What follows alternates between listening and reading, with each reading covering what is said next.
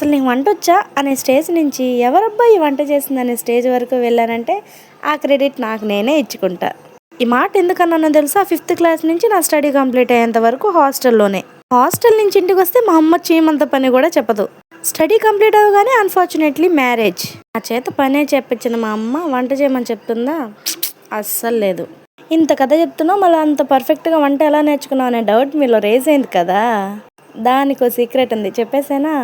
ఇంటి దగ్గర మా అమ్మ చేసే వంటలు, ఇక్కడికి వచ్చాక మా అత్తమ్మ చేసే వంటలు చేసేటప్పుడు చూస్తాను, అది మైండ్లో పెట్టేసుకుంటా. నేను వంట చేయాలనుకున్నప్పుడు రెండు ఈక్వల్ చేసుకుని మైండ్లో ముందుగానే ఒక స్క్రిప్ట్ రాసి పెట్టుకుంటా. సో దాని ప్రకారం మూవ్ ఆన్ అయిపోవడమే. పర్టికులర్ ఈ కర్రీ చేయాలంటే మాత్రం కాన్సన్ట్రేషన్ పీక్స్లో పెడతా. చేపల కూర ఎవరికి కావాలని అడిగితే ఫస్ట్ ప్లేస్లో మా ఆయనే ఉంటాడు. అంత ఇష్టం మా ఆయనకి చేపలు అంటే. వారంలో కనీసం ఒక 2-3 రోజులనే తెస్తాడు.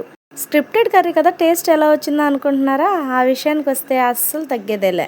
టేస్ట్ మాత్రం పక్కాగా ఉండాల్సిందే, అంటే వచ్చేలా చేయాల్సిందే.